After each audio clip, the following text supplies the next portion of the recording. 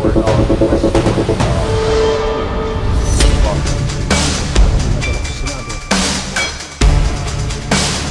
Of course, have a very large national industry. Who are the insiders for having me on? Welcome back everyone dito sa latest episode ng Deep Dive. Kasama po natin, ito, very special. Been a while, ang dami nangyari since last time we had a conversation. I would say a lot of great and good things we're gonna discuss. But also, ang dami mga recent developments. Of course, everyone's asking now what happened to General Torre. And we know, it's really hard to be a good man in a problematic, let's just say, machine, which is the Philippine state and government institution. Kaya to discuss that and of course the flood control issue, anong dapat na gawin natin sa flood control. By the way, medyo related kay General Torre yan. I'll explain why later on. We have someone very special. Thank you so much, Commissioner Heidi Mendoza, again for joining us. It's lovely to catch up with you po. Hi, Richard, and thank you very much. And of course, good evening sa iyo at good evening sa mga sumusunod sa iyong channel. Of course. There's a lot to discuss. Magandang gabi rin. Well, hopefully fresh pa naman. We have followers from all around the world. So yung iba at least more fresh than others. Well, I know you don't want to talk about political ambition or anything like that. But in light of what's happening with General Torre, I mean, there are lots of theories about what happened. May nabanggaan ba siya? Marami bang inggit sa kanya? Did he do the wrong thing by doing the right thing? Kumbaga, diba? There are lots of different theories. I've been talking to a lot of people, very well informed people throughout the day. I message also General Torre, sabi ko, don't give up, tuloy-tuloy lang yan. Mahaba pang usapan. There are discussions that he could be even considered as potentially a czar, maybe secretary level. Let's see the mandate to oversee the flood control issue, which is something we want to discuss. But Ma'am Heidi Mendoza, obviously, whenever we were together, people are going to be curious. What are the lessons you learned from the latest elections and what are the advice you have for people na gustong sumabak sa, they want to enter the ring, kumbaga, to push for good governance? Again, we are going to be constructive about this as much as possible. To the degree that you're comfortable Well, ano your views about. ano yung lessons learned? Kung masyadong personal din ang lahat ng bagay-bagay. Isa yon, kasi pag tumakbo ka, dapat na gagawa mong i-detach yung mga issues na public from your personal isa yon, wag maging personal sa mga bagay-bagay. Pangalawa yung pagiging totoo. And I think that's the reason why I have so much vote. Wala akong binago sa sarili ko except siguro yung kulay ng buhok. I think you can highly relate with anyone. And then dito natin nakita yung changing perception ng mga voters, 'di ba? Na yung voters, lalo na yung mga kabataan, mukhang ayaw na nila talaga yung traditional image ng politician, So I think yun yung siguro pwedeng sundan, na pwede pa lang magpakatotoo, mamaya you try to fit in, 'di ba? Kasi nakikita yan nakikita, no? Third ay yung tinatawag natin na kapag tumatakbo ka, kailangan malinaw na hindi ka takot matalo. Hindi ka rin matakot kumuha ng mga sensitive na position kasi dapat dyan na may measure yung commitment mo at tapang mo dun sa tinatakbuhan mo, no? And pero ito siguro yung hindi ko nagagawin in case ako'y tatakbo ulit. Hindi na ako tatakbo ng walang pera. So sisiguraduhin ko na may pera ako. I mean, on my own. Hindi ko sinasabi yung pera na manggagaling sa iba. And related dito, yung nakikita ko na may nagsuggest kasi noon yung One TARP Philippines. Yung halimbawa, may gusto tayong slate na patakbuhin. Huwag nating iasa sa mga kung sino-sino magdo-donate. Kasi katulad niyan, ang nagdo-donate, contractors. And there's the saying that there's no really such thing as a free lunch, di ba? What if kung bawat isa sa atin magpagawa ng TARP and then we ask our family members to do the same, we ask our friends to do the same, di ba? Para masiguro natin na yung pinapatakbo natin walang utang sa kanino man.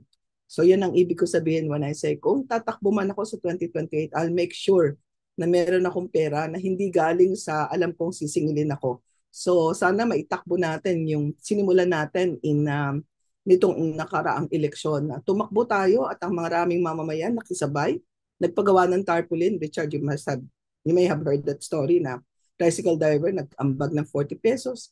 Yung mga mga magkakapit-bahay sa isang baryo, iniikot nila yung tarpaulin kasi daw iisa lang yung naiwan ko. At kung sino daw may motor, siya yung masipag na mag-ikot. Sa kanya mas matagal ang stay ng ano. I think we should not forget these lessons. At lagi tayo sanang gabayan ng ganitong inspirasyon. Baguhin natin ang naratibo ng eleksyon. Kasi usually kinikwento natin, ay magkano bayaran doon? Magkano nabigay sa'yo? Etc. etc. Anong programa ipapangako, no? Pagtapos wala. Baguhin natin ang naratibo. Yung naratibo na bilang tatakbo, hindi ka aasa sa sino mang alam mong may hihinging kapalit. At mangyayari lang yan. Kumulat ang bawat mamamayan na magtutulak ng kampanya mo. And siguro ito yung sikreto. You can ask them to join whatever you're fighting for kung malinaw na tapat ka dun sa ipinaglalaban. So, yun pa rin yung nasa isip ko at yun ang magdidesisyon siguro kung tatakbo ako sa 2028. If I feel na malinaw na kasama mo yung mga tao, mas marami sa kanila, at hindi ko paghihirapang mag-raise ng pera dahil everyone is willing to contribute his or her own little share, then perhaps it is easier to decide. Kasi tanggapin natin, ang hirap manalo ng walang pera.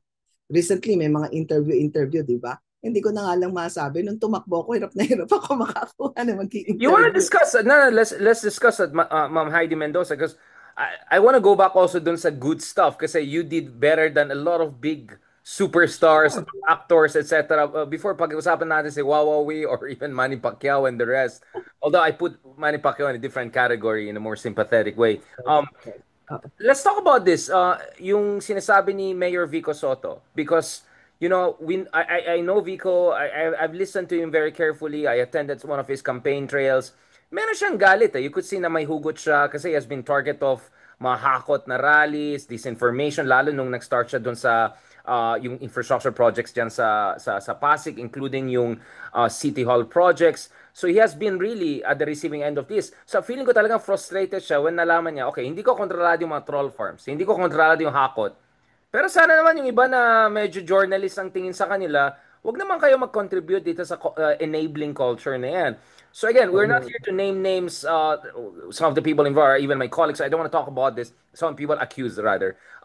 But in general, totoo ba yung sinasabi ni Vico na kailangan kasi tayo walang bayad. Like, I host people, no. I do I it. know, I In know. fact, sa I party list, noticed that. I refuse to interview any party list because I only had one party list in mind, right? People know naman anong party list yan. So, as a matter of Mm. principle, I go, no. If I interview any party list, bayad or no bayad, it goes Okay. against my principle. So, can we talk about it, Ma'am Heidi? Again, without naming names. Gaano ka Okay. malala itong problema ng mga, let's just say, PR placement interviews pretending to be lifestyle, inspirational, charot? Richard, excuse mo ako ha. I'll keep on talking in Tagalog kasi that's how I connect with the Oh, Filipino. sige po, no problem. Unang-una, ang pinakamahirap dyan, alam mo yung halos ano ka, yung naghahanap ka talaga na mag-i-interview sa'yo.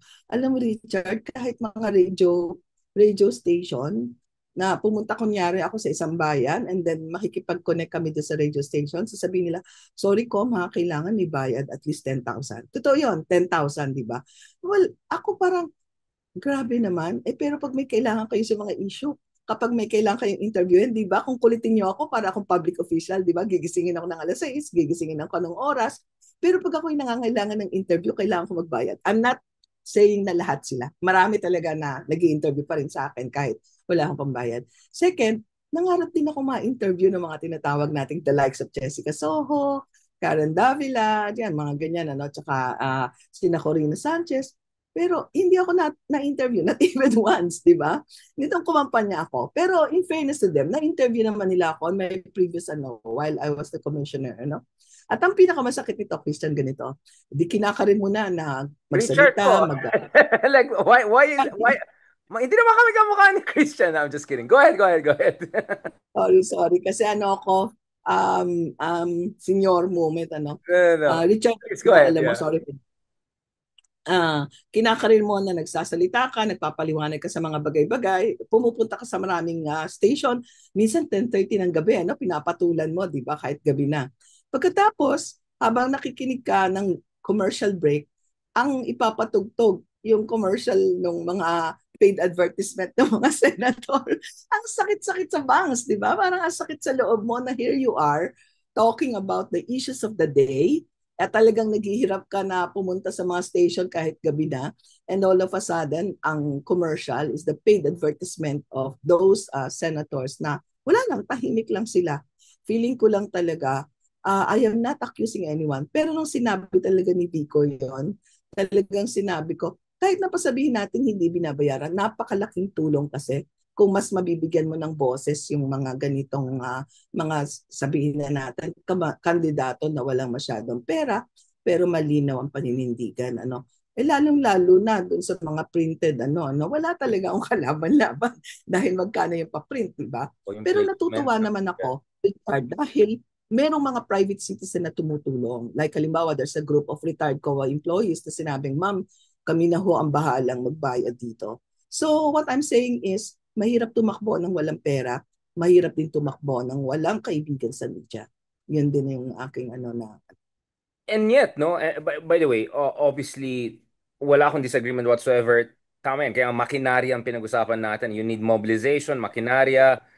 There are other things I want to say, but it might be misinterpreted as Wala ako yun noon, na naman. wala akong Oh, makinarya. that's sabi niya, divisive na naman tayo. I defended you on Uh, that, di ba? Sabi ko, you never implied anything. So I think people know what we're talking about without talking about it. mm, Ganito, nevertheless, you got more votes than Wawawi, you got more votes than yung ibang artista, mga kabuduts natin, mga ganon. Um, so, how do you think you managed to do so well? I know you clearly you could have done way better. Kaya nga nung lumabas yung results, sabi ko, kaya nga sabi ko, mag-invest sana, nag-mobilize. Kaya-kaya ni Heidi to make it to Magic 12, di ba? So, let's talk about the glass half full part. The Gen Z vote. How decisive that was? Bakit you think you were able to break through and reach them despite your extremely limited, almost non-existent resources, machinery? because I was very active in social media. And everybody knows that I'm handling my own account sa Facebook, di ba? So Aside authentic ang sa, tingin sa inyo. oo, Oh. ginamit ko moniker, di ba? Dean na, natuto. So, lagi nila akong tinatawag na Dean. And also rin, nagsimula ako magturo sa mga public school, pati na sa private. I am teaching at the University of the Philippines and Ateneo de Manila. But before, nagtuturo ako sa PLMAR at saka sa FINMA, no? And I think, pag napansin mo yung mga post, tinatry nating maging Gen Z kahit papaano, di ba? Yung love nila na picture, yung mga gamit ng mga masakit sa banks, yung mga tipong nag-style ka rin na minsan na nakakatawang mga post. It's not always pa-intellectual. Ano? Yung kailangan din nilang makita na nakaka-relate ka. Intellectual. Intellectual. Totoo. So parang naisip mo na in order to be effective, kailangan pala hindi ka laging intellectual sounding. Kailangan nakikita ka nila bilang isang real na tao. Yun yun, ano? Namatayan ako ng aso. Grabe, nag-million yung views nung namatayan yung Oh, by the aso way, ko. I wanted to Samant say condolences. By the way, I just I forgot to say, pero our okay, deepest it's okay. condolences. Okay, Richard. I know how much it Samantalang meant to you. mag-explain ka on bagay-bagay, kalang konting-konti. Ano? And right now, parang napakalakas ng suporta ng mga mag-aaral. At ito yung nakakataka. In terms of Metro Manila, sa mga cities ng Metro Manila, ang napuntahan ko lang Marikina, Quezon City. Pasig, hindi pa nga masyado. Pero halos number 4 to number 8 to number 12 sa Metro Manila. Di ba? Parang sabi ko, napakalaki ng utang ko dito sa mga kababayan ko sa Metro Manila. Maraming salamat. And nagulat din ako sa mga liblib na po, kaya sa Samar, sa Allen, mataas din, ano? Sa mga estudyante, napakataas. Kahit sa BARM, ano? Maayos yung numbers na nakuha. It is unexpected. Ang biro ko nga, nung nakita kong nauna pa ako kay Tolentino, nauna pa kay kinabahan ako. Sabi ko, naku, baka mamaya pag nagpa-recount ito, sa akin pala niligay yung mga sinave na boto. Kaya sa kasi parang feeling ko, yun wala nga akong pera, wala akong makinarya. Parang ganun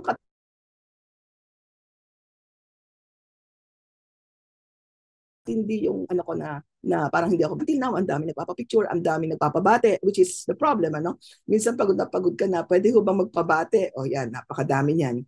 Pwede rin yung magpa-picture, pwede rin yung magpa-shout out at marami pang iba, but I enjoy it so far, kaya lang medyo mapagod, but sa tingin ko nandito yung pag-asa natin. We need to organize, we need to reach out dahil di ba, Richard, ano naman ang iiwan natin sa susunod na henerasyon kung hahayaan natin silang matuto sa mga maling practices ng mga kinikilala nating kandidato, di ba? That's why we need to keep on talking. We need to keep on asking the hard questions, di ba? For the sake of the youth who are very active right now. Ano? Pag-usapan natin mga ito yung mga mahihirap na issue. Pero gusto kong balikan ulit. Ano sa tingin niyo yung nag-resonate the most dun sa mga kabataan in Gen Z? And also yung episode na kung saan nagkaroon kayo ng, I would say, principal disagreement. Pero marami tayong kaibigan from a certain community na defend kayo na even though hindi sila nag-agree dun sa principal position nyo, sabi nila at least totoo kayo at authentic kayo at nagpakatotoo kayo at hindi kayo nagpolitico style. So, kumbaga, you came out even stronger and more authentic in spite of the fact na medyo may mga na-ruffle na feathers. Understandably again.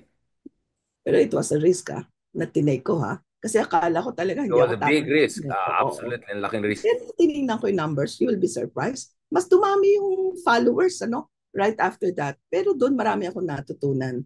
Una, gusto kong balikan yung the way na tumatakbo yung politika natin. Naghahanap tayo ng tamang kandidato. Pero hindi tayo nakikipag-engage sa conversation, di ba? Like, halimbawa, sabihin natin, merong mga grupo na pro-environment, and they will ask you, Sen, baka hope pwedeng mag-support ka sa amin on the following provisions, ganyan-ganyan. So, yan, papakita sa'yo. Pero pag nag-iba ka ng position dun sa ibang provision, parang hindi naman sila ready makipag-engage sa'yo, di ba? Halimbawa sa LGBT Q plus community there are things I would like to engage with them pero there are things na parang yung iba sarado ang hirap nito ay tinatawag natin na parang hinahanap natin yung kandidatong swak sa lahat. 'Di ba? Parang minsan nga dumating din ako doon sa point na I'm sorry, I'm just being real parang dumating din ako sa point na nagtanong ako sa sarili ko, nung nilabanan ko ba yung corruption, nung nag-whistleblow ba ako, para lang ba yun sa mga nasa gobyerno? Hindi ba para sa lahat yan? Para sa lahat ng including the sectors na noong kasalukuyang yun ay hindi nagustuhan ng aking sinabi. And on that particular instance, parang napakadaling isa-isang tabi yung iyong ginawa. Sa akin, masakit ng konti yun. On the other hand, yun yun yung moment na ready na ako mag-quit. Totoo yun. Dapat mag-quit As in, na ako. Pero naisip dahil ko, na-bash kayo, I mean, dahil sa pressure, dahil oo, sa mga atake, sa tingin niyo sobrang unfair? dahil parang nasaktan ako din sa nasaktan ako din sa mga personal messages na pinapadala sa akin. Like parang, ang tagal-tagal mo na sa gobyerno, hindi mo pa alam yan, di ba? Anong ginagawa mo? So parang naisip ko, nga But on that instance, naalala ko, sabi ko, teka, Richard, kasi iba yung nasanay ka na ikaw ang nagtatawag na accountability. Di ba? Ikaw yung auditor, ikaw lagi yung mahanap ng audit findings. This time, parang nakita mo, oo, totoo, bakit hindi ko nakilala yung issue na itinatakbo nila. And then all along, nung nagtutulak ako ng anti-corruption, nung nagse-testify ako sa court, lagi ko sinasabi, why am I standing alone? Nasaan yung ibang grupo? Pero hindi ko nakita. Meron din palang isang sektor na matagal nang sumisigaw at hindi ko man sila nakilala. Hindi ko man kinilala ang kanilang mga issue at ang kanilang ipinaglalaban. Doon ako na-touch. So instead na naisip ko, teka, bakit ako susuko? I don't think, hindi naman nila ako kinakancel. I think they are giving me the chance to realize na meron kang posibleng allies dito. May posible kang kabalikat, may posible kang kasama kasi parehas na kayong matagal na nananawagan, subalit parang hirap na hirap makakuha ng mga tunay na kasangga. So, on that, hindi ako nag-back out. But I almost back out at that time. Muntik na talaga akong mag-withdraw.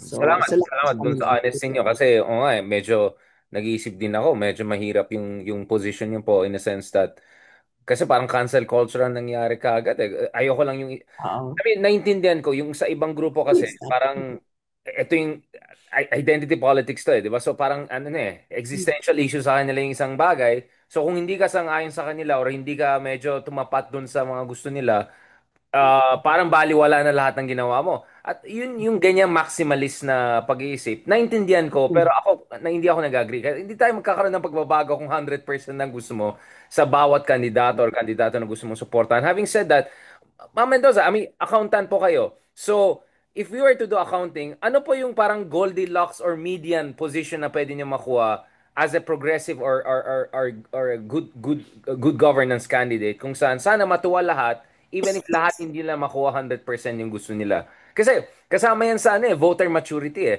Hindi ka boboto sa isang kandidato dahil 100% okay siya sa lahat ng mga gusto mo eh. Para edi kaibigan mo na lang bobotohin mo or sarili mo, di ba? Ang idea dyan is bobotohin mo isang kandidato na kumbaga kung Venn diagram, cover niya more or less yung mga all the basic issue, even though may konting pagkakulang dito or dyan, go pa rin. So kumbaga parang accounting rin yan eh. Meron kang ledger at tinitignan mo, itong kandidato na to, 9 Mm. out of 10 or maybe 60% ng mga gusto ko nandyan. And ganun ka bumoto. Ang problema kasi Mm. marami kasi single issue voter sila eh. Uh, na, Talaga single issue voters. napansin ko panahon ni Digong and how dangerous itong single issue voter. Again I'm saying in general, theory. Again so for instance, marami akong kilalang tao na inis na inis sila kay Digong dahil dun sa mga rape jokes niya, dun sa takot Mm-mm. nila sa EJK. Pero biglang nung sinabi ni Digong na pro-divorce siya or something like that, ay gusto ko yan dahil may nangyari. Alam mo yung ganon? Or sige, Oh. ayoko sa lahat pero gusto ko federalism kasi galit na galit ako dito sa Imperial Manila. Yung mga sabi ko dangerous yung single issue na yan dahil madaling mangyari diyan. Either cancel culture or kalimutan mo yung kabuuan ng adhikain ng isang kandidato when in fact you should vote for a candidate based on yung comprehensive assessment. Ledger dapat yan. So kaya kinakausap ko kayo kasi accountant din kayo, hindi lang kayo naging kandidato at the national level. Mm. Well, bilang isang accountant, I like the way you phrased yan. Ano. Bilang isang accountant, patuloy ako nag-aaral, di ba? Yun din ang response ko noon sa kanila eh. And I'd like to look at the SOGI bill from the lens of human rights perspective, di ba? So nung nakita ko, oo nga, no? And I think nabigay ko na rin sa ibang interview na okay ako, if it is about human rights, di ba? Kasi napakahirap talaga nung because of your sexual preference, you are deprived of any opportunity for Nakikita ko yan sa trabaho, di ba? At nabanggit ko nga rin, alam mo, very comfortable ako sa office ko, although marami akong kasama who belongs to that community. Pero dahil safe sila sa akin, kasi nga, nauunawaan ko yung sitwasyon nila, napopromote ko sila, nasusuportahan ko sila. What if wala na ako doon? So yun yung natanong ko. And therefore, habang lumalalim yung issue, sinabi ko, from the human rights lens, payag ako dyan kasi human rights yan di ba? Yung kalayaan, karapatan ng lahat ng tao, including them, no? And kung ito ay magiging sagabal pagdating sa promotion, halimbawa, kasi makikita yan huwag mong kunin yan kasi so and so yan, di ba? Dapat talagang magkaroon ng batas para hindi sila ma-discriminate, pangalawa, nakita ko rin yung halimbawa, yung Gender Development Fund, Yung Gender Development Fund natin, napaka-bias ng pag-i-implement, Sinasabi natin na champion tayo ng gender, pero at the same time, paano natin ginagamit yung pondo? Pipinturahan natin ng pink ang mga silya kasi yan ay in accordance with gender, di ba? Pero hindi natin tiningnan yung ano kaya kung palalimin natin ang konsultasyon tungkol dito sa SOGI bill. Kasi kung minsan, anak ko, aaminin ko yan, kaya dahil hindi ako nagkaroon ng pagkakataon nung mga panahong nakalipas na nasa gobyerno ako, na malalim kong mapag-aralan ng issue na yan. So ang tingin ko, 5% of the government agency budget goes to Gender and Development Fund. Nakikita mo ba, Richard, kung gaano kalalim ang pwedeng magawa kung halimbawa part of that ay itututok mo doon sa empowerment ng kanilang community, di ba? Para hindi lang sila natatawag kung may program, hindi lang sila natatawag kung gustong maging masaya, natatawag sila dahil they are able part ng opisina na marami ring naiaambag pagdating sa pag-achieve ng mga objectives, no? So isa yan sa naisipan ko na parang sabi ko, tingnan ko nga itong Gender Development Fund, paano ginagamit, para masiguro na lahat ng pera para sa gender development ay napapakinabangan ng lahat ng sektor, di ba? Pangalawa, ito nga yung hinahabol natin, yung mga tinatawag nating unnecessary expenditure of government funds. How come na yung iba ngang taga-gobyerno, laking-laki pa. Ma'am, tulungan nyo nga kami. Hirap na hirap kami mag-isip kung ano yung gender development fund namin kasi 5% na ng budget, di ba? And yet, napalaki-laki ng issue na dapat pag-usapan. At nakakalungkot, nung kinakausap ko yung member nitong sector nito, ang sabi nila sa akin, ma'am, kami nga sariling hugot sa bulsa. Di ba? So parang, how come? So, now I have a different position, Sabi ko sa tingin ko, if I have to look at it again from the human rights and all, I may it, di ba? Pero syempre, sarado ako pagdating sa divorce. At yan, tiyak na bubugbugin na naman ako, no? But, eto naman yung promise ko. Pag sinabi ko nag-iisip ako, kasi ako isang accountant. Ang isang accountant, pag tinitingnan mo ang libro, binabasa mo kung anong story ng mga numero. Ganon ang kaya kong ipangako sa publiko. I may have my own specific personal stand, but when it comes to issues that will affect the public, I may have to read the numbers. Meaning to say, hindi yung number ng ilan na nagrereklamo or ilan. No, no, no. Nagbabago yung dynamics, nagbabago ang mga issues, di ba? So, minsan makita natin, okay, saradong Katoliko tayo, bawal ang diborsyo, pero ang daming early child pregnancy, etc. Marami ring naghihiwalay. So we may have to look at the problems. Ano yung problema? Bakit may nandito kayo sa ganitong sitwasyon? And although I have my own personal stand, dahil public servant ako, kung halimbawa ako'y mabigyan ng pagkakataong manalo, I will have to be guided by the public choice and the public interest. Babaguhin ko naman Minsan nasabi ko rin sa ibang nakakasama ko sa simbahan, napaka-conservative natin. At ang tingin natin, kahit lumalaban sa korupsyon, kung progresibo at nagsabing, oh okay, labanan natin yung mga paggamit ng artificial birth, etc., etc. Pero, paano natin titimbangin yon? Hindi naman sila corrupt, di ba? Pero ito yung stand nila on this specific issue. Tapos, kunyari sa early pregnancy, sabi ko nga, mabuti yung mayayaman, mabuti yung mga katulad nating may oras na naiiwan sa bahay. Naalagaan natin ang babae nating anak. May pambili tayo ng robe. May comforter tayo, pang latag sa bed at pang cover sa kanilang katawan. What about those who do not have? Diba?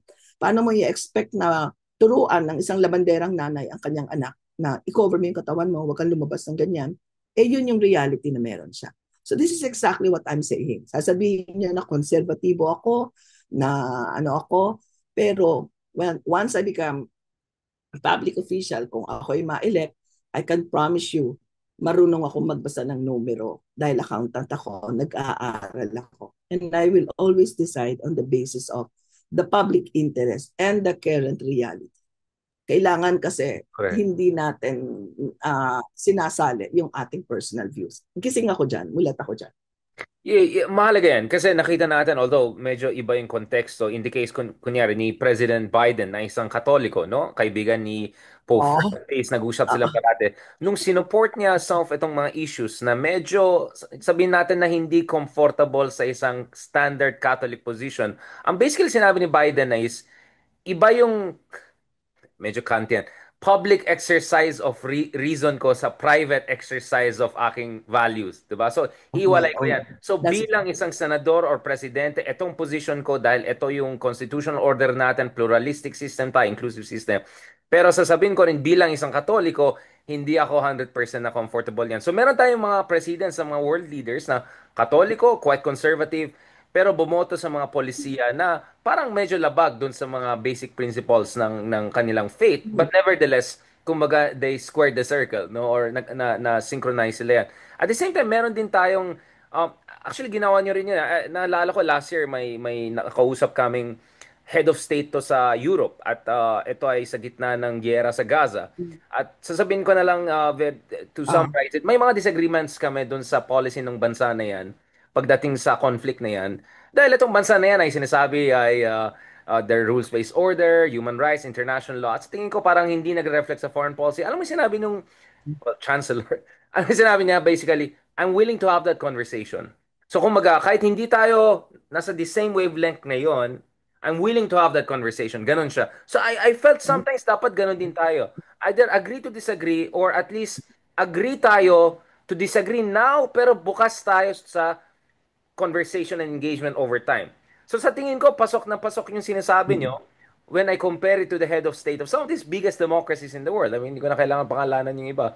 So I felt, yun yung nagustuhan ko sa ginawa niya. And in the end, hindi kayo nagsinungaling, hindi kayo nagpanggap na ibang tao kayo. At I think at the end of the day, mahalaga rin na totoo ka sa prinsipyo mo yun, di ba? I mean, ano naman ang silva, manalo ka sa politika, pero hindi ka malapit sa mga core principles and convictions mo, eh di trapo ka na rin, di ba? So even if, may ideological or even ideational disagreements, sa tingin ko mahalaga yan. But I don't want to push that too much, Mama Heidi, kasi baka kung saan mapunta ang usapan or ma-out of context itong interventions Pero natin. patuloy ang pag-uusap. Richard, Exactly. patuloy ang pag-uusap. We're willing to have that conversation. Kaya gusto ko yun yung sinabi ng head of state. I'm willing to have that conversation, sabi niya. Diba? 4 hours kami nag-usap, isang group of people kami. May mga mas leftist progressive pa sa akin, na galit na galit. So, it was a very good conversation. And sabi ko, dapat ganon, dapat ganon. We can agree to disagree or actually agree to continue this conversation. And sincere, I mean, closed door yan. So, walang politika yan at hindi naman kami voters sa Europe. So, I appreciated that. Now, Ma'am Meadows, I wanna also ask something about yung sinasabi niyo na parang crowdfunding, participatory campaigning, kumbaga, yun ang gusto niya. Kasi nakita natin in the case of Bernie Sanders, di ba, yung mga progressive candidates, kahit kada piso or dolyares lang yung contribution ng mga followers, dahil ito ay taos puso, ito ay talagang authentic, they were able to raise sufficient funds. I mean, Bernie Sanders was first runner-up in 2 presidential primaries, di ba? So, sa tingin niyo ba we should move in that direction, yung ganitong crowdfunding? Kasi the moment na umasa ka ng 1 bilyon or hundreds of millions sa isang tao or dalawang tao, alam mo na, may ipit na ipit ka na dyan, di ba? Not only there's no such thing as free Ito, lunch, may kapalit talaga yan.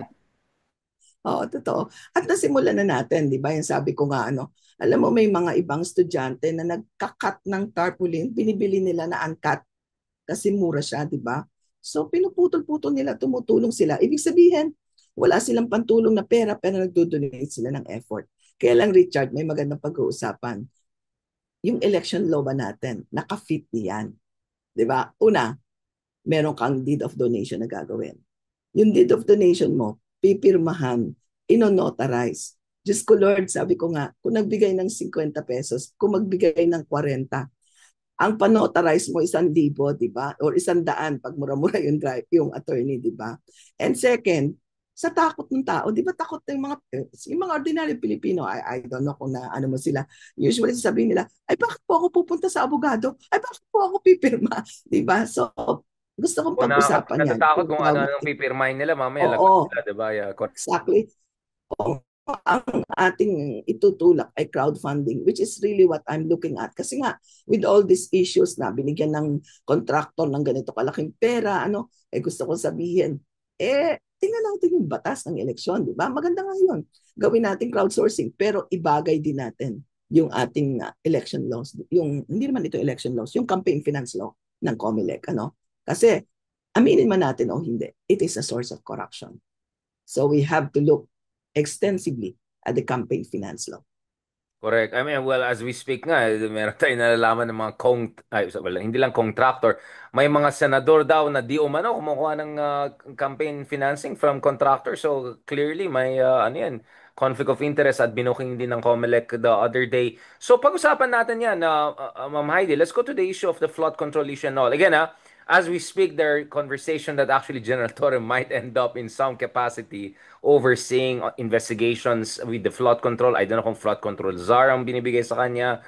Some are hoping maybe DPWH down the road. I don't know. What is clear is that ngayon kailangan natin pag-usapan, okay, mukhang malaking amount ito. Yung isang araw kausap natin si Justice Carpio, sabi niya, kung maalala mo yung time ni PDAF, no, yung panon ni Oo. Napoles, Napoles. grabe, galit na galit tayong lahat. Sabi niya, pero kung Good. titignan mo yung amounts ngayon, 10 times, 100 times, maybe 1,000 times more dun sa Napoles scam. So, talagang kailangan mo ng infrastruktura. So, ombudsman ang isang angle na tinitignan namin. We're hoping that the next ombudsman maayos and more importantly, gagawin niya ang kailangan niya. Siguro can start with the 15 top contractors na binuking ni Digong. Sorry, ni BBM. Mamaya pag-usapan natin si Digong. And siguro top 15 dynasties na rin. Pwede natin tignan din yan, or mga contractor.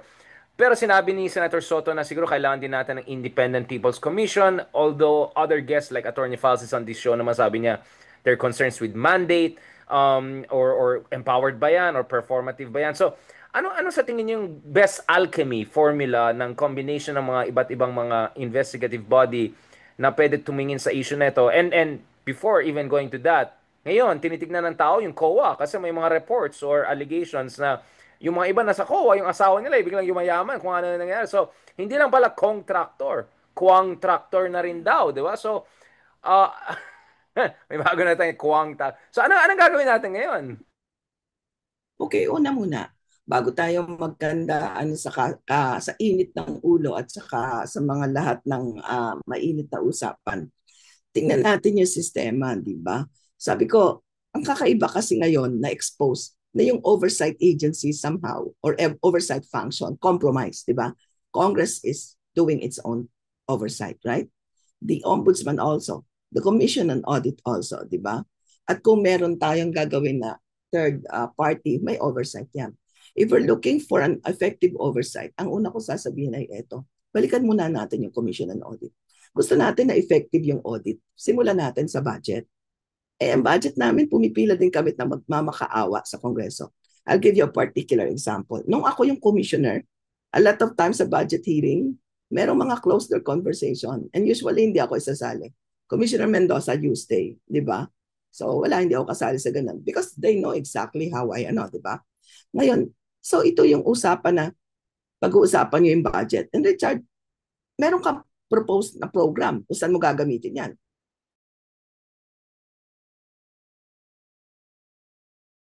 And we're doing audit, napaka-importante ng functions, di ba? Pero kung tinatanong, hindi mahalaga ka na bang auditor na hindi masyado mahigpit? Kasi yung auditor na nilagay mo sa akin, medyo mahigpit eh. Pwedeng palitan mo. At yung pwedeng palitan mo, it is not a request. It is an instruction. Palit ka agad bago ma-release ang budget mo. That's one. Second, ma'am, may disallowance na inisyo si ganito-ganito eh. Pwede ba kitang dalawin? Or pwede ba kitang kausapin? Di ba? So ang point ko, as long as pinapapila nyo yung Supreme Audit Institution sa budget hearing, hindi tayo makakaasa ng tinatawag nating independent and objective na commission on audit. Una, lagi kang may matatamaan. Lagi kang may masasagasaan. At ako, nahihiya ako sa auditor na masipag na walang ginawa kundi gawin yung tama. Tapos biglang tatawag isang senador, pakitanggal mo naman yung auditor mo sa DPWH. This was during our term. Kasi masyado masipag. Ano nga yung gagawin mo? Minsan hindi ganyan kadirect. Ang sasabihin lang. Masyadong bibo, nagmamagaling. Ganun.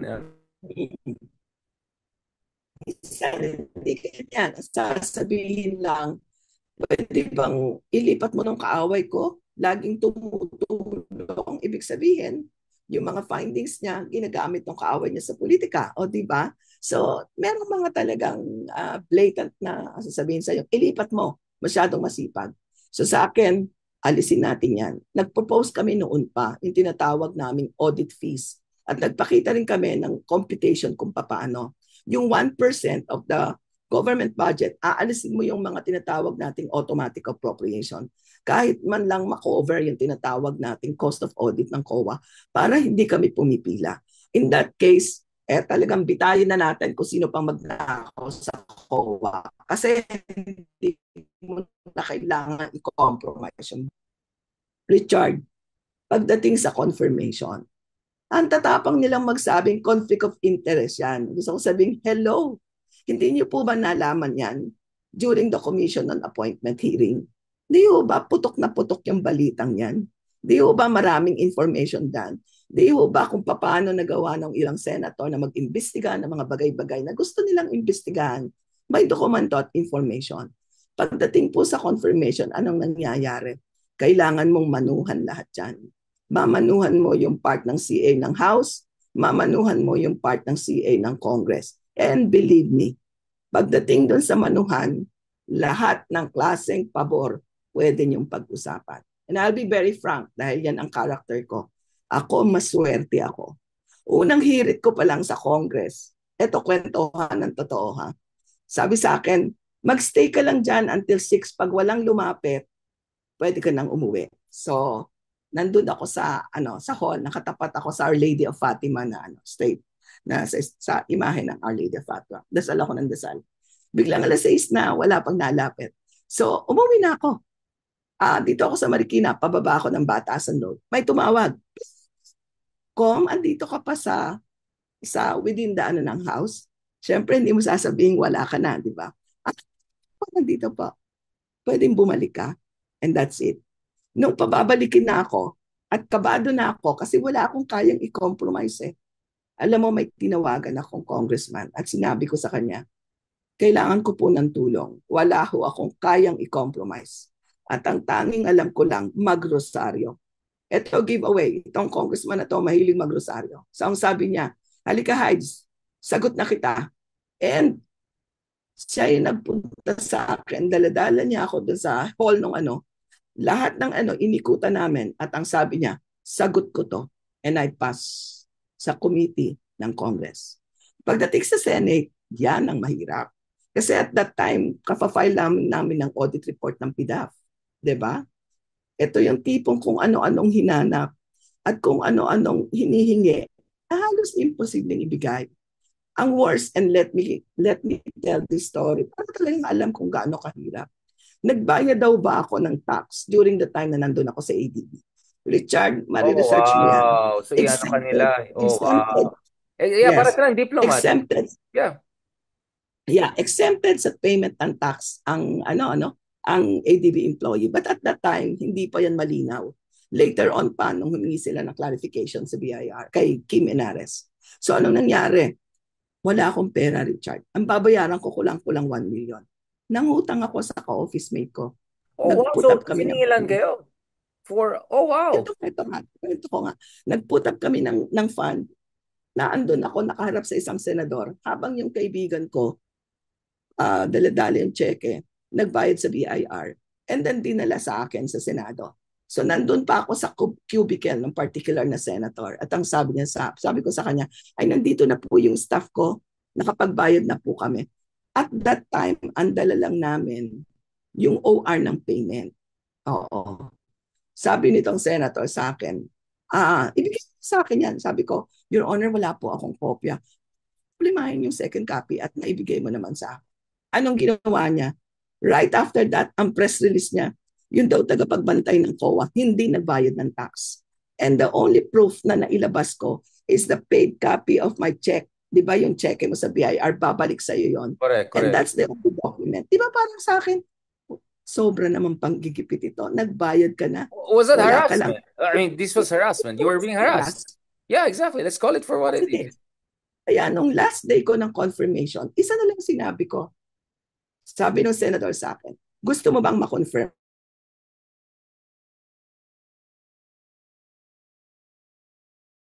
Anong sinabi ko? Paulit-ulit po akong humawi na hindi na ako confirm. Wala nang makasagot sa akin kung ako ba'y magnanakaw. So gusto ko pong malaman anong dahilan. Tinanong na naman ako, gusto mo bang ma-confirm? Ang sagot ko, kung gusto po ng Diyos. Ang sagot, si Raulo ka pala eh. Kung tinatanong ko, ba't ang sinasabi mo, gusto po ng Diyos? And I was confirmed. Okay? So, ang sinasabi ko, hindi ko ina-excuse ang COA. Sinasabi ko, vulnerable yan. Totoo yan. Ayaw natin silang maging Vulnerable subject to sa mga undue pressure and muscle twisting and all of that, yeah. Arm twisting. Of course, ganun katindi ang harassment. Oh, right there and then, I have to get some money para mabayaran ko yung tax liability ko, no. Only later, nag-decide nagkaroon ng desisyon, na-exempted. So now may tax refund pa ako dapat, di ba? Hindi ko na ni-refund dahil busit na busit ako. Yung 1 million? Sorry. Okay, less than. Ayoko sabihin niya exact amount. Baka magkaroon ng istorya pa yan. So, in my heart, sabi ko, Para ka palang Vico Soto eh. 10 million, pero hindi naman siya 10 million. No, I'm kidding. Sige, please go ahead. exact amount. Sa akin, in my heart, pakahirap maging matano sa loob ng gobyerno, di ba? I have to make utang para lang makabayad, para ako ma-confirm kasi hindi daw ako nagbayad ng tax. And that was a tax na hindi pa masyadong decided kung dapat ka bang magbayad. Kasi I'm working with ADB, di ba? So parang hindi ko gustong maging usapan ito tungkol sa akin. Wala ako sa gobyerno, walang balak bumalik sa gobyerno. Ang isipan ko lang, hindi ko ine-exempt ang mga taga-COA. Alam kong malaki ang pananagutan nila. Pero bago tayo magturuan, tingnan muna natin yung sistema. Lumalabas lahat yan sa confirmation. Pinalusot ninyo. Ngayon, tatanungin nyo ng conflict of interest. Huwag niyo po akong paglakuan.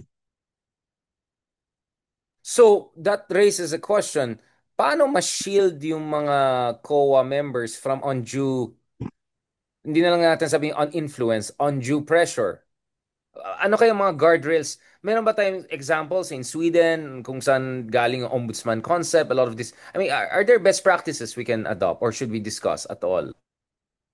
Ang problema, yung best practices hindi bagay sa kultura ng Pilipinas. Worst practices Di ba ba? tayo? Like, halimbawa, sa kanila effective yung whistleblowing, di ba? Sa atin hindi, bawal sa kultura yan, di ba? Wag mong sasabihin, wag mo isusumbong yung kapitbahay mo, nakakahiya naman. Diyan ka nanghihingi ng ulam. Diyan ka nagpapabantay ng iyong aso, di ba? O wag mong lalabanan yung mayor mo. Yan ang nagbigay ng hanap buhay sa kapatid mo, di ba? There are best practices, but it is not not operational within the culture that we have. Pero tiksukuan, una, gaya nga ng sinabi ko, we want an effective and an independent oversight. Palakasin natin yung institusyon. Huwag natin silang papilahin sa budget. Office of the Ombudsman, the Supreme Court, and the Commission on Audit. Huwag nating papiliin sa budget. There is such thing as fiscal autonomy, and I am aware of Right. that. Fiscal autonomy, very important. But what is fiscal autonomy kung mamalimos ka naman ng budget mo, di ba? With that, ang pangalawa, yun nga, sana walang political appointments. Kasi yung political appointments na yan, bigla na lang may darating sa'yo, sasabihin, gawin mong director ito. Nakanganga ka, di ba? Gusto mong sambunutan yung pinapa-promote sa'yo, di ba? Pero let's look at certain solutions. Nung nakaupo kami, ang ginagawa namin, pag alam namin magba-budget hearing na, ipunin muna yung mga audit observation, wag munang ilabas. Di ba? Kasi magkakaroon ng hearing eh. Pag nakarelease na ang budget, saka mo ilabas ang mga audit observations. Saka mo ilabas ang audit report. And then, pagdating doon sa mga political backing, you made it known sa iyong mga empleyado. Pag ikaw ay binakapan ng isang politiko, totally hindi ka kasali sa search. Pero, syempre, matigas ang ulo ng mga yan. Talagang magsusubukan kayo. Kaya minsan, it's the political will talaga. So, yun ang wala tayo eh. And, wag nating i-exempt yung tinatawag nating control environment. Ano yung environment? Ang pinakamahirap, Richard, dito sa discussion ng flood control, dito sa mga kung unang usapan at mga bintang, mga anomalya, ganyan, napakalakas ng tinatawag nating culture of distrust, di ba? Hindi ka naniniwala eh. Di ba tingnan mo ang comment ng iba nung nagsabing, oy may isang nag-offer na suhol at ibinuking ng isang congressman. Kahit ako, hindi ako naniwala eh. Sa loob-loob ko, dapat lang, di ba? Why is this a big deal? So Yeah, dapat, actually, di ba? what is a big deal na peanuts lang in-offer sa isang mayaman na like, yeah, medyo, I'm sorry, medyo pathetic. I mean, Hello? Eh kung mayaman ka, hindi mo masyadong kailangan yan. Parang yung timing is also suspicious eh, di ba? Pero ayaw nating pag-anuhan yan. So babalik tayo sa usapan. Ano yung effect? We have to have effective oversight. And if we want an effective oversight, palakasin natin yung institutions in charge of oversight. Second is the political will. Now, nabanggit mo kanina, si General Torre inalis sa PNP, pwedeng i-appoint sa anti-corruption. Ito, hindi ko pinapangunahan yung desisyon niya. Kung ako yon, I won't. Alam mo kung bakit. Naranasan mo na inalis ka dahil natapakan mo ang paa ng kung sinong malakas sa sistema at sa palasyo. Why will you risk again? At you mean the aasa ka risk na. is he will be used again and then dump when it's inconvenient? Is that what you're saying? Yun ang aking scenario. Kung ako yun sabi ko hindi ko siya pinipreempt, hindi ko siya pinapangunahan. Parehas kami nagsimula sa baba. Pero sa akin nun, mahalaga yung respeto. Nasaan naman kinausap ka? Nasaan naman lang hindi yung nakaaway mo ang nagdeklara at yung natamaan ng desisyon mo ang ipinalit sa iyo. Double whammy to triple ba baka, di ba? And then now, ipapahead ka sa isang anti-corruption. Anong tingin ng tao? Di ba? Anong tingin ng tao? Do you think the people would be happy na, ayun, nasa anti-corruption naman siya? When exactly, iba yung picture na pinint nyo eh. Pinahuli ni si so-and-so, matapang siyang nahuli sila. Pagkatapos, after so many days, yung mga binuwag mo at inalisan ng trabaho, ni-reshuffle, ni-reinstate. Napakalakas ng statement niyan sa bureaucracy. And always, pag may mga desisyon, ang lagi kong tinitingnan, ano ang epekto nito sa bureaucracy? The ripple effect, di ba? Nag-ripple yan. Di ba? Nag-ripple yan. Saan? Demoralizing. Yeah. Oo. Pag na-demoralize yung tao, mahalaga yung we are operating in a culture of distrust. So, ang kailangan mo, yung taong maniniwala sa sistema, yung taong magtitiwala na kaya niya akong ipaglaban. Yung tao magtitiwala na kaya kong magtiwala sa ganitong institusyon. Naalala mo yung whistleblower nung Sabongeros? When he say, Yeah, nagawa ko balikan po ito natin because kasi people are talking about the nagtitiwala. Sabongero also and trying to figure out does this have anything to do with also Torres predicament. So, di ba, yung tinawag nating ripple effect, di ba? Sa halip na ma-build mo yung trust and confidence, pinahina mo, pinalakas mo yung demoralization. Ang tanong ko, may maniniwala pa ba dito sa lahat ng klaseng ingay na may seryosong tumututok dito? Halos lahat gustong mag-imbestiga. Tapos yung lahat ng halos mag-imbestiga, ang lagas magpanggap, di ba? Nakakadiri. Pero responded sila sa PDAC, di ba? Parang ang sabi ko nga kulang tayo talaga dun sa ano eh. Ano ba talaga ang gusto natin? Kung totohanan tayong gusto natin magpakita na ipakulong o sino man itong mga nasabuat dito, dapat walang masyadong salita, 'di ba? Pag salita mo, diretso ka na anong struktura. Nagki-create ako ng third party. Andito yung mandato nila. Sasabayan natin ito ng lifestyle check. Magre-revamp ako ng critical na ahensya. Pagdating sa COA, magtatanggal ako, mag-iikot ako ng mga auditors and I may have to evaluate yung liability ng mga dinaanan ng papel na ito. Titingnan natin yung budget process. Sino mga dapat managot sa mga insertions. Okay? And maghahanap tayo din ng transparency. Doon sa mga ahensyang nabanggit, masyado bang mabigat, Richard, yung meron ka sa website mo na ito ang listahan ng completed flood control. Ito naman yung ongoing. Ito ang amount, ito ang contractor. Alam mo yung kung sa start pa lang ng taon, ilagay mo na ito ang mga nakapropose sa budget na flood control. Then citizen can follow.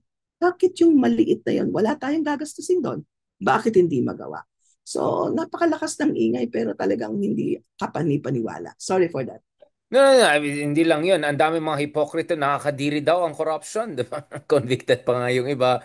Ngayon, marami tayong mga ka-DDS na tuwan-tuwa dito sa nangyayari and they're calling for investigations pero suspiciously, they tend to forget there was more than 12,000 flood control projects reportedly finished by the end Ayan. of the Duterte term.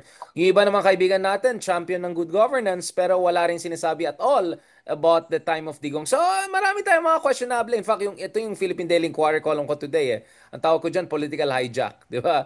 Hijacking the good governance discourse. Ito talagang ginagawa ng mga ka-DDS natin, Yeah, mga others. that's true. Um, yeah, Hijacking the political exactly. discourse. Now, again, since this is a conversation, I will slightly push back against, no, I completely agree dun sa apprehension nyo kay General Torre and I think General Torre really has to, look at his next steps. Ako naman, I was even more worried for General Torre na baka hindi siya ma-promote at all to PNP at baka gagamitin lang siya tapos itapon siya noon. So the fact that he ended up there and in less than 3 months, imagine the amount of impact he did, he Exactly. made, right? He was so, I mean, pinahaya niya si Baste, he went to the Commission on Human Rights. So my sense is, if he's gonna take this position, this czar flood control position or whatever, he has to make sure the mandate is clear. He has to make sure he directly reports to BBM, hindi kung sino-sino echosera dyan. And pangatlo, he has to accept that baka pwede mangyari ulit sa kanya. So whatever little time he's gonna have, make the most out of it because he has to come out of this as the hero he deserves to be.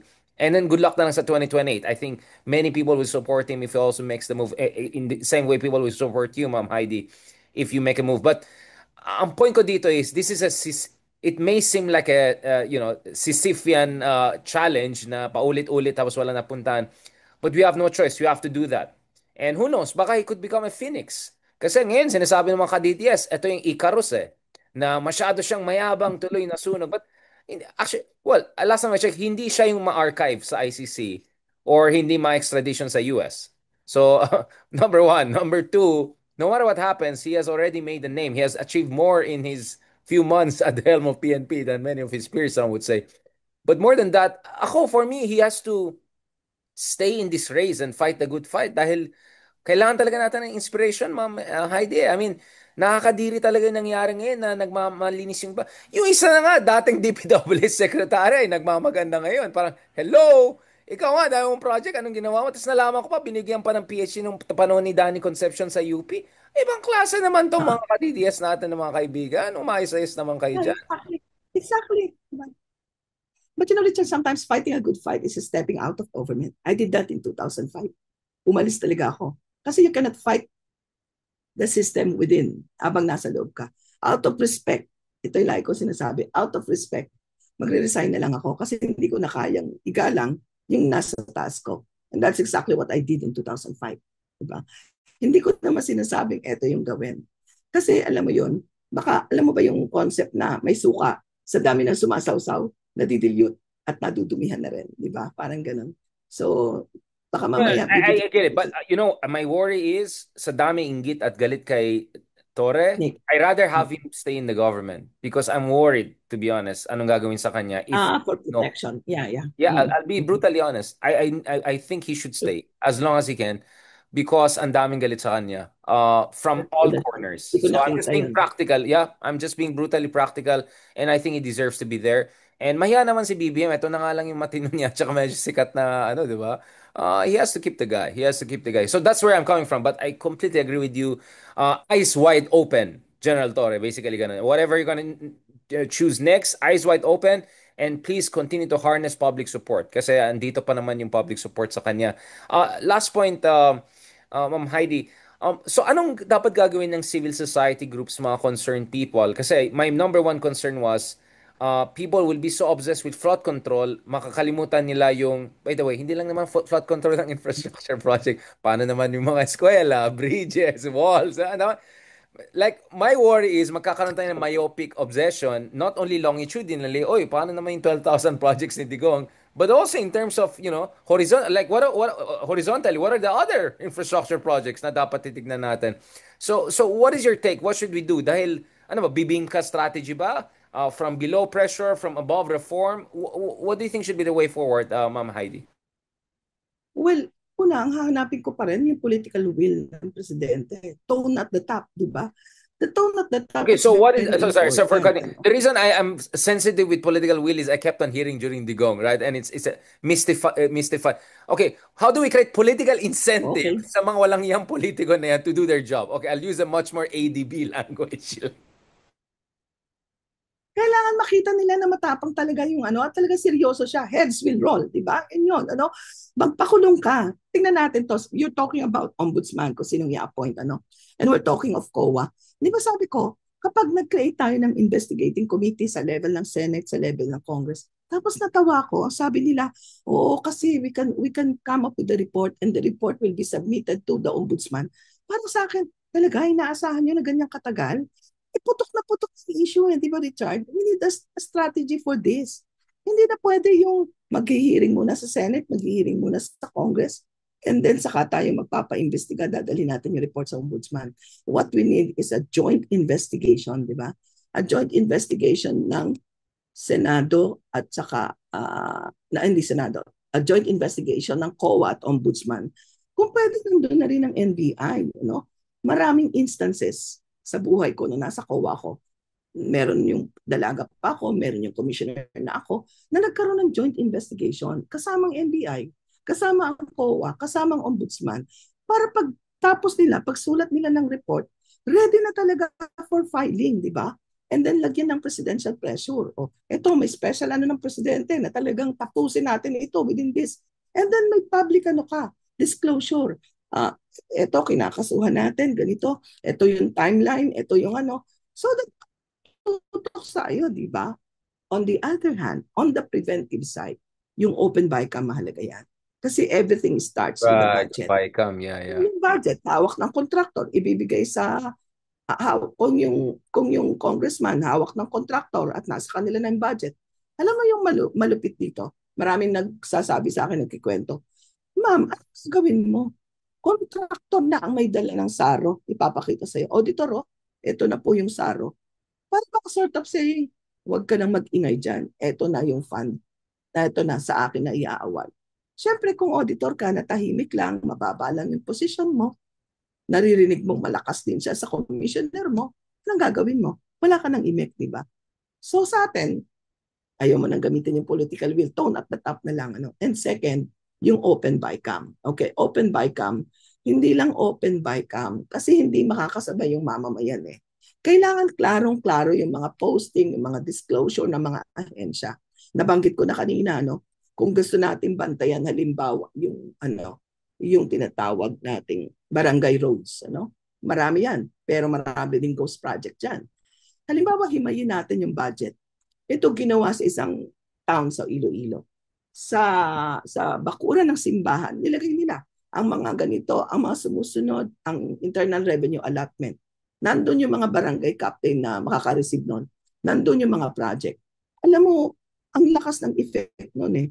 Ultimo mga OFW nila na pera para mag-ambag, para magkaroon ng magagamit na pera yung anti-corruption na organization na nabuo nila. Katulad sinabi mo kanina, parang bibingka, init sa ibabaw, init sa baba. Kailangan makialam din ng mamamayan. Pero napapagod din ako sa kasasabi pag tinatanong ako, kung bakit naman kaming mamamayan ang magbabantay? Sabi ko, kailangan eh. Kasi tayo yung may pera, may-ari ng pera ng bayan. At sa kasalukuyan, mahirap pagkatiwalaan yung ating mga binigyan ng katungkulan, di ba? And then, sana lang, tapusin na yung lahat ng ingay na ito. Wala na masyadong salita, action na lang.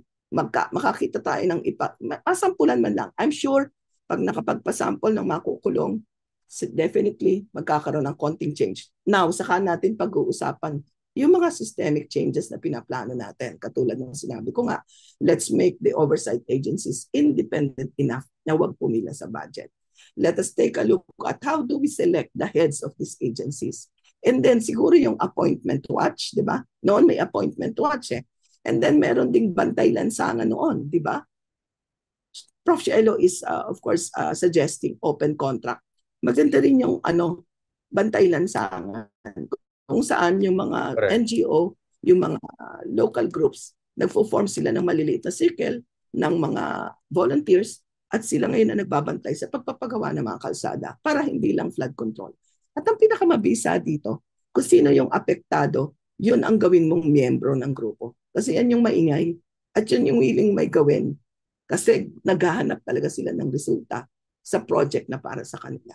Siguro to cut it short, unahin muna natin yung pagpapakulong, pagpapanagot, bago saka natin tingnan yung... In short, hindi pwede pa-cute lang to. Yeah, I mean, BBM, panindigan ni BBM. In fact, pinag-usapan namin ni Ronald Llamas and the other day, like, BBM also has to be careful. Baka ang tamaan lang, yung aliado lang niya, mag-defect pa sila sa kabila. Diba? Not to mention, makalusot yung iba. So, it's a very dangerous game. So, panindigan niya yan. What about yung proposal ni Lacson, Senator Lacson, na no insertions, nothing na lang, as it is dapat approve ang budget? What about that route? Experimental daw at least. Sa akin, okay din yun.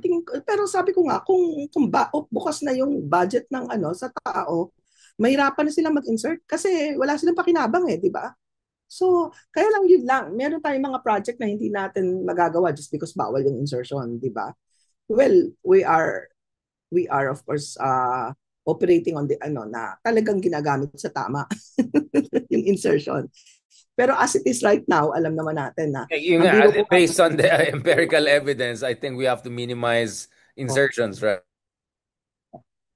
Oo, dahil ang alam natin dyan, kapag funds inserted, contractor inserted din. Sila na nga yung may dala ng SARO. Nung una, nauso pa yung SARO. Sila na yung may dala ng SARO at pupuntahan yung auditor. So, saan anong gagawin ng auditor, di ba?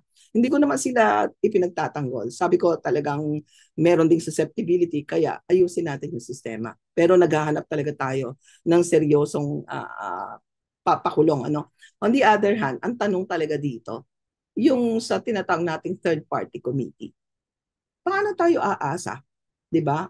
Paano tayo aasa na meron talagang gagawin? Alam mo, I'll be very honest, hindi sa pagbubuhat ng bangko. A lot of times nakikita ko yung pangalan ko dyan. Sige, lagay natin si former Secretary Babes Singson, di ba? At saka si Commissioner Heidi Mendoza. And my question is always like this. Ano ang katiyakan ko na may mangyayari dito?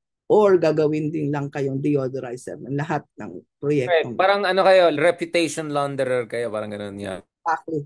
Napakataas ng reputational risks ang ating pamahalaan. The Commission on Audit included. And therefore, hindi simple yung solusyon. Kailangan talaga a painful decision. Kailangan merong mga papanagot until after makita natin na may napakulong, hindi siguro tayo basta-basta maniniwala. So, anong gagawin natin? We sustain the pressure. kailangan wag natin bibitawan. At tama ka, wag lang nakatuon sa flood control fund. Wag nating kalimutan, may confidential funds din, di ba? Ayan. At meron Yun ding din ang mga, problema ko. Medyo kinakalimutan ng ibang tao dahil alam mo naman. Yung kaya pala kailangan natin balansin. yeah, I mean, sabi nga ng isang vice president natin, 'di ba? Investigate natin ng mga congressman. Very decidido sila bigla ngayon sa good governance. O sabi ng iba, simula tayo sa kapatid mo. 'Di ba? Yun nga like this is the problem. Daming sumasawsaw for really problematic reasons, if not ulterior motive at all, 'di ba? Kaya nga, dapat shut up lahat and then focus on the job. Kaya nga sabi ko, Tore dapat kasi there are very few people I can think of who get the job done with or without drama. Oo. Siguro ang gusto ko lang sabihin din, Richard, sa ganitong situation na meron ng malakas yung ng distrust, di ba? Kailangan natin maghanap ng institusyon na pwede natin kapitan o pagkatiwalaan, di ba? And I'm talking of, ano kaya ang role ng church? Ano kaya ang role ng mga professional organizations? Yun din yung biro ko na hindi ako naniniwalang lahat sa DPWH corrupt, lahat sa Commission on Audit corrupt. Hindi naman di ba? So I'm looking at, baka may mga workers, employees dyan, sa COA o sa Ombudsman o sa DPWH who would like to usher in serious reforms, di ba? And they would like to talk with the leaders and sit down and alam din ako anong pwedeng baguhin Alam ko yun no? Ang isa lang na gusto kong linawin, kasi kadalasan, Richard, ang sasabihin, ibalik ang pre-audit. You might have heard that, ano? Ibalik yung pre-audit kasi parating post-audit di ba? Nakuha sa kanya o-auditin. Konting paglilinaw lang po, ano? Ang pre-audit, ito ay management function. Dinidelay niya yung transaction. Pangalawa, ito yung biro ko dyan. Ang pre-audit is a punishment for those who are honest and a reward for the corrupt. Alam mo kung bakit, Richard? Hindi ka mababayaran pag hindi pumirma yung auditor. Kung nga sa post-audit, nagbabayad sila, how much more pa sa pre-audit, hindi ka makakakolekta, di ba?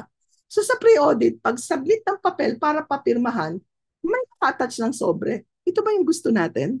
So ito yung sinasabi ko sa iyo kanina, Richard, na merong mga tinatawag nating best practices. Pero ang tanong ko, ma-operationalize ba natin ito sa ganitong klase ng control environment at sa ganitong klase ng kultura? Katulad ng pre-audit. Yes, it works. For a country, for an organization na sinasabi nating very strong ang control designs at yung tinatawag nating culture of compliance. The culture of compliance. Sorry to say, in the past administration, pinahina natin yung culture of compliance. Ombudsman pa lang Ayaw nang i-release yung hasalin and all. I mean, that was our problem with the Marquez and all. Grabe. Hindi lang yun. Ipinagbawal na yung pagbibigay ng hasalin, di ba? Exactly. Grabe, di ba? At local government, ito yung nakakashock. Hindi lang sila nagsasubmit ng financial statement. Parami yung ayaw na mag-submit ng FS. So kung mataas yung culture of non-compliance, paano natin i-operationalize yung mga controls na sinasabi natin effective naman sa ibang bansa? So wag naman tayong magpa-ura-urada na, uy, magandang pakinggan itong pre-audit. Ibalik natin. Again, it is a punishment for those who are honest. It is a reward for those who are corrupt. Exactly. Super last point lang ito, Ma'am Heidi. What are the lessons we learned the last time we had this Dan Matuwid move? Kaya nga, parang people are saying, anong ginagaya ni BBM ni Aquino? Parang napaka-weird, di ba, for Marcos doing this Dan Matuwid. I don't want to litigate the case in terms of sincerity or not. It remains to be seen. At least some good moves on the part of the president. Kudos to him. But definitely not enough. What are the lessons we should learn from Dan Matuwid efforts of President Aquino? With all due respect. Unang-una, walang pakialam sa COA.